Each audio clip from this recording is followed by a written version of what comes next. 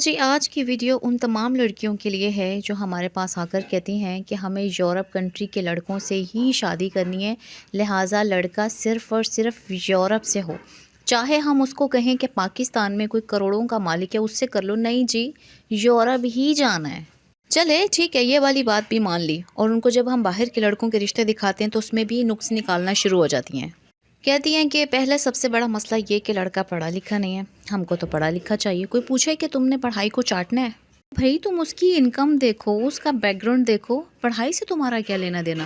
اور جب تم کو اچھے پڑھے لکھے لڑکوں کے رشتے دکھائے جا رہے ہوتے ہیں تو تم لوگوں کو امیری کا کیڑا تنگ کر رہا ہوتا ہے کہ نہیں جی لڑکا امیر ہونا چاہیے۔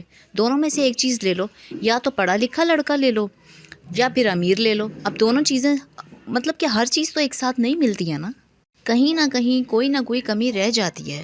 ظاہر سی بات ہے جہاں پر لڑکا بہت زیادہ کمانے والا ہوگا تو اس کی اگر تعلیم تھوڑی بہت کم بھی ہے تو اس کا مطلب یہ نہیں ہے کہ اس کو ریجیکٹ کر دو۔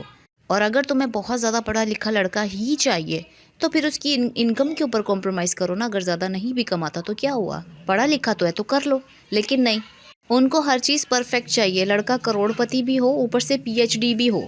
اور دوسرا سب سے بڑا مسئلہ کہ ان کو پاکستان کے لڑکے تو کسی بھی حالت میں قبول نہیں ہیں، چاہے وہ پڑھے لکھے ہوں یا پیسے والے ہوں، ان کو باہر کا ہی چاہیے۔ اور پھر جب باہر کا بھی دکھا دو تو اس میں بھی مصیبتیں، تو پھر ایسے ہی نخرے کرتے کرتے یہ لوگ بوڑھے ہو جاتے ہیں، وقت گزر جاتا ہے، اور پھر اینڈ پہ کتے پہ بیٹھ کے کسی چنگڑ سے شادی کر لیتی ہیں جو نہ تو کروڑوں کا مالک ہوتا ہے اور نہ ہی پڑھا لکھا۔ تو پھر ایسی لڑکیاں انہی چیزوں کو ڈیزرو کرتی ہیں جن کو عزت راس نہیں آ رہی ہوتی ہے وقت پہ۔